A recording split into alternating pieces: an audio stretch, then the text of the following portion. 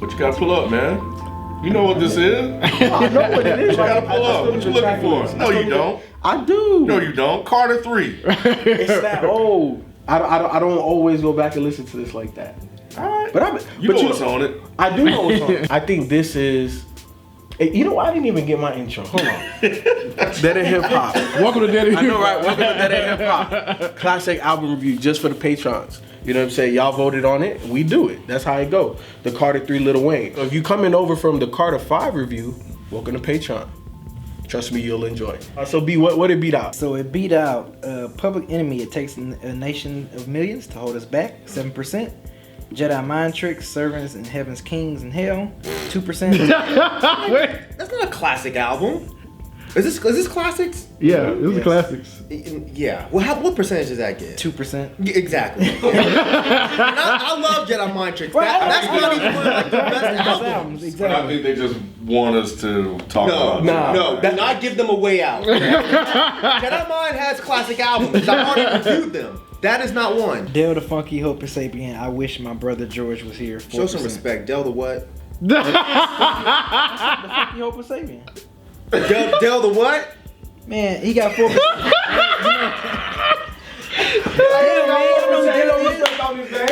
sure Del the Funky Homo Sapien. I'm sure he can only I get said the Funky. the funky what? Homo Sapien. Now we're there. Now we're there. Shut up, Mike. Notorious B.I.G. Life After Death, 10%. They keep putting that in. Lauryn Hill, Miseducation of Lauryn Hill, 7%. Scarface, The Diary, 5%. Smith & Wesson, 1%. Bruh. That dude don't cut it out. Outkast, Southern Playalistic Cadillac Music, 8%. Raekwon, Only Built for Cuban Links, 22%. And Carter 3, 28%. So only bit for killing links almost. Close, yeah. Somebody had tossed that Smith & Wesson guy just to fucking a bone. Do a solo for us. Like, Jesus Christ. It's never gonna win. But thank you everybody that pledges at the classic review level. This is definitely my favorite Carter. I think this is Wayne's best album. Hands down. Over 2? Because I hear a lot of people say 2 is better. Yeah, a lot of people, and it's, you know, it's, 2 is my personal favorite. yeah, and if it's your favorite, you know, like, you could make the argument. I still like this album. This It's is just, top 3 for everybody. just personally, I just prefer I would one. have to assume. I prefer 1 and 2. Remember what I said in the Carter 5 review? I only like Carter 1, 2, and 3 from you. So yeah, this is definitely easy top 3 for me. With this album, I think it epitomized the 2000s. You know what I'm saying? You had joints that underground hip hop heads was rocking to. He had joints that was on the radio that was either sing-songy or super commercial or just the dopest track on, or at least one of the dopest, a Millie. You know what I'm saying? Like, I think that the way that music video, it crossed everything. It crossed everything. It was in movies, soundtracks, like it was just everywhere. At that time, Wayne embodied the epitome of pop culture. And I think another thing that's crazy too is, I think now, at least for us, or at least for me, I can't speak for everybody, I need a break in between projects, right? Because there's so much music that comes out that you kind of need a break. That's old school. That is old school. Yeah. But at the time that Wayne dropped this and Wayne was on top of the world, he was just dropping music after music. Yeah, Dedication and the drop. The drops. All of the drops. He had all his music, but it built anticipation for the album. I don't think that you can do that today. Drop 8, 9, 10 mixtapes. You know what I'm saying? Everything being either radio played or you're taking a song that was on the radio, redoing it, and then actually building anticipation for the album. Because at least for me, when I was hearing all of that, I'm like, well, damn, dog, if you killing everybody on their stuff like that, what you gonna do for yours? The fact that it still sold what it sold after leaking. Yes. Like, I remember the album leaking. Like it leaked like I think maybe a week, almost 2 weeks before it originally supposed to come out, and it's still change it up, right? Yeah, you had to change it up, and it's still the fact that it still sold 1 million in a week. Like that was crazy. Just to add to your point, leaking albums, getting leaked albums was a thing back then. Yeah. So that was a big thing. So for him to have like pretty much his album leaked and it still sold that much, I think what 50 with the Masker was the last person to sell 1 million in 1 week. So like. That was unheard of. And I think with this album for Wayne was kind of similar to like Volume 2 was for Jay. Like it just commercially it really like put him onto it like another level. Like that pretty much got the Young Money imprint going. Like then you end up getting, you know, Drake and Nicki Minaj. Like it was just like look how much it burnt, like look how many babies that album like produced after it came out, when Carter 3 came out. Like you got the young, like how many MCs inspired after that album came out, and which was insane. But yeah, even one thing I remember about this joint was like even the commercial songs I like even the one with Miss Officer, Got Money with T-Pain, like even the commercial joints, I was like, damn, I actually like them. Usually sometimes the more radio friendly tracks I don't like, but the radio friendly tracks I was like, damn. And the fact that Kanye freaking flipped his own damn beat and made a beat for the Comfortable joint. That was a beat he produced for Alicia Keys, You Don't Know My Name. He took the end of that part and made that shit a beat. He had Busta Rhymes featured on here, Jay-Z featured on here, like Betty White. Betty White. Yeah, I was just like, damn. So like Lil Wayne definitely creatively, he had some clever songs at Dr. Carter. I thought that was a clever joint. That was real. Swiss Beats produced that. I thought that was really clever how he used him operating on like hip hop, helping out hip hop. And I mean, because at that time he was in his pocket. Right. The thing that's crazy about Jay is because he had been trying to sign him for so long, right, and for him to actually have him on there, I thought that was cool. Because I think he ended up being featured on American Gangster too. Yeah. He was on American Gangster. I think it added to the fuel of those rumors of being signed, at the time, because there was even back then a rift between Wayne and Baby, and that's the reason why Baby had to give him Young Money to keep him, because he was like this close.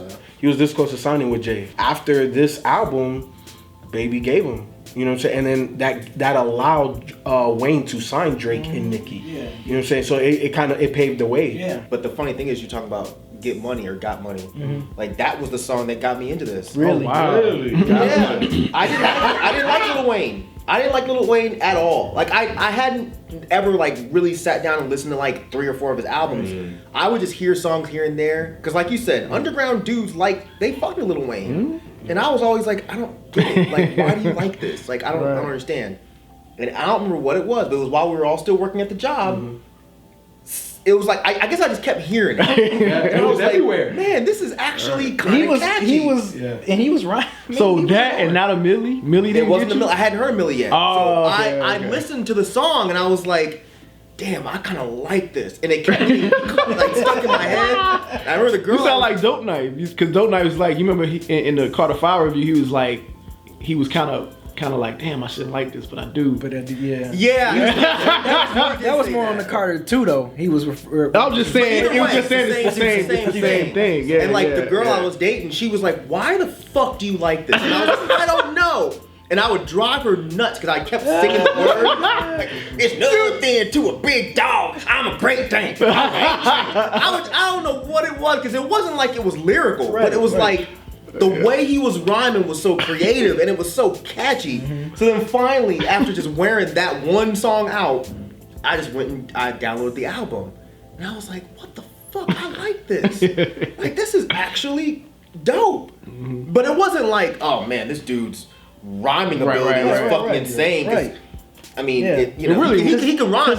Just like you, it was like I went from not liking this dude to like, damn, this last couple albums I actually enjoy. I didn't like the other Carters that were before. Really? I was just like, this isn't for me. But there was something about this one. I guess it was just because it was so catchy. And at the time, I was listening to all that super lyrical miracle bullshit. That's just not catchy. Yeah. So I guess it was just something new. Around this time, this was when Hip Hop Is Dead was out, right? Yeah. When everybody was talking about hip hop, his loss is luster. They ain't no more rhymers. They ain't this, they ain't that. So for Wayne to, kind of address that with Dr. Carter. Again, I think the best way to describe it is just it was the epitome of pop culture, hip hop. Like it was like, this is the biggest shit out. It was everywhere. Like a Millie broke like And the Lollipop. world.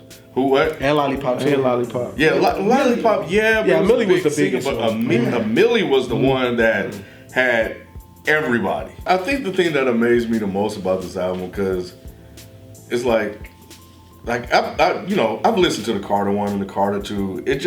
This album was just so different from those two. Carter 3 made him a superstar.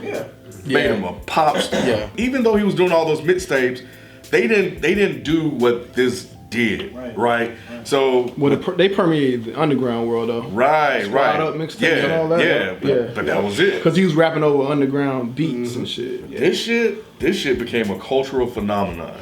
You know what I remember most about like that whole moment was this was like, I remember this was the time when people like started getting tons of tattoos. Because I remember a while like people would just look at me kind of funny and shit. And it was also when like skinny jeans became cool. That's what I really remember. Because this was that transitional moment. Because I told y'all a million times, I go to rap shows and motherfuckers wouldn't even stand next to me. They would get as far away from me as possible. Or they would just flat out call me faggot. Like just like it's not a big deal. Look at this faggot. Right. Alright.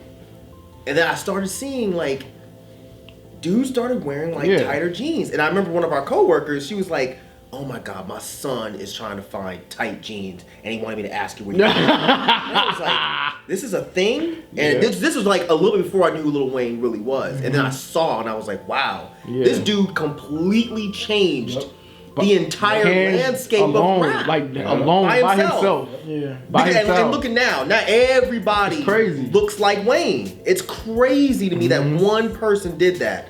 He had just this crazy vision. Yeah, he did. He nailed it. It's crazy. Face tattoos, all that. Right. Yeah, that shit was cool. That's Wayne. And going back to what you were saying, you know, a while ago, B, is like the blend of like the singles and how they fit in with the regular hip hop tracks. Like it was damn near perfect. I remember being at my desk like, yo, this shit is like. I think we talked about it a lot. Yeah, we talked about it a lot. Because even now, when I went back and listened to it, and then Comfortable came, I was like, damn, I like this. I like this. Yeah, because y'all was listening to that bullshit anyway.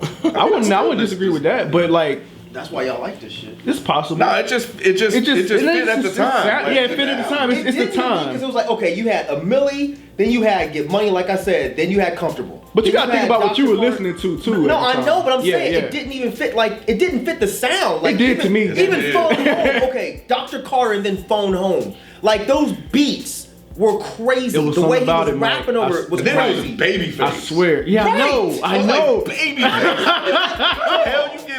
I don't know. I think it was just the appeal that he got Babyface on it. Same way it was the appeal he got Betty Wright. And then it was like, what the fuck? Betty Wright. Even now, when I listen to it, I'm like, damn, Babyface sound out of He did. He absolutely did. But at the time, I don't know, bro. At the but back then, it sounded I'm telling you, bro. Back then, so what y'all are basically saying is, it took y'all 10 years to catch up to me. No, not at all. We're just saying. That's what y'all say. I enjoyed it. That's what y'all motherfucking say. I enjoyed it at the time. I enjoyed it. It's not a motherfucking. You know what I'm saying? It just didn't age well. Yeah, it didn't age well. It didn't age well. That's all it is. Play on words, Ken. It didn't age well. I'll give you that. Because when I go back and listen to it, I'm like, oh yeah, I couldn't. Maybe this sound was popular then, and I just didn't know because I wasn't listening to that shit. Exactly. That's what I hated that. So I was like, why are you doing this? And at the time, Kanye was like the biggest producer in the game. So for him to like grab him to do 3 tracks was. I didn't even like the beat for that song. I was like, this whole jam is just bad. But shit, Phone Home, man. Phone Home! Weezy. Phone Home. I don't even like that now. How? I don't know. I just don't like it anymore. Yeah. It sounds old. It sounds dated. Yeah. That joint. Yeah. Yeah, I don't like it anymore. How does it sound dated? Yeah. When I was bumping that one, I was like, because like I put it to you like this. A lot of this album still sounds like you could bump it out, like 3-peat the way it comes in. Yeah. You know what I'm saying? Obviously a Millie. Right. You know saying obviously Let the Beat Build. Like that. Like there's like about 4 or 5 of them on that album. And you think Phone Home is one? Yeah. Again, shit. I didn't even think about what was that hurricane? Katrina.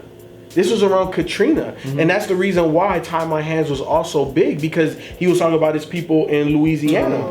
You know, Tie My Hands. Like, what am I? That's what I'm saying. At the time, yeah, this album just was like it was so time. significant. Yeah, it was so significant. It hit on so many different points, man. But now it's just like I don't know. I was about to ask you. So, do you think it didn't age well? No, it didn't age well. Like it had songs that aged. I think half of it aged well. I think half of it didn't.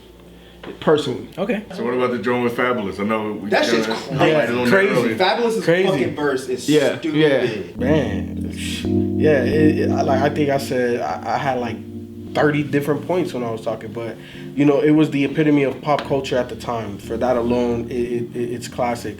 A Millie birthed a Millie remixes. For that alone, it's fucking classic. God. Bars. This birthed a whole bunch of Wayne babies. I think that this is by far Wayne's best album, and Wayne is a legendary Hall of Famer, so that makes this a classic. I mean, shit, man. Like, it was everywhere. Like, this album was everywhere, and Wayne became like this mega star. Like, off of this album, like solidified him not only in just hip hop, but just pop culture. Period. It all started with this album, and it was such a blend of songs that had nice storytelling. He had the commercial songs on here that were good.